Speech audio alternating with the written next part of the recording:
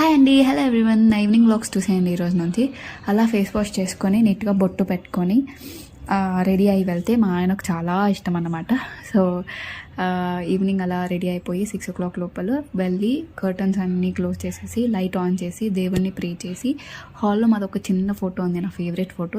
దాన్ని మీ అందరికీ చూపిస్తా.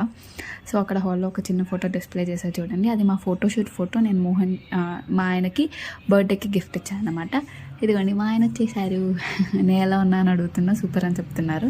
ఇంకా సరే అని రైస్కి పెట్టేద్దాం అనుకున్నా. ఆఫ్టర్నూన్ చేసింది మునక్కాయ సాంబార్, తర్వాత పప్పు రసం ఉండింది. సో అందుకే ఇప్పుడు కూడా కొంచెం రైస్ పెట్టేస్తే సరిపోతుంది అని రైస్ పెట్టేస్తున్నా మా ఇద్దరి కోసం.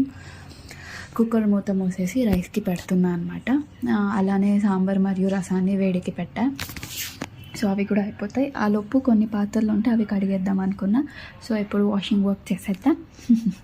అక్కడ చూసారా రైట్ సైడ్లో బ్లూ కలర్ది, దాని లింక్ కావాలంటే నేను మీకు పెడతా. It is very useful product. మనం వెజల్స్ని స్ట్రెయిన్ చేయడానికి యూజ్ అవుతుంది. అలా మాట్లాడుకుంటూ మా ఫుడ్ రెడీ అయిపోయింది. సో అన్నం, మునక్కాయ సాంబార్ అండ్ పప్పు రసం విత్ పెరుగు.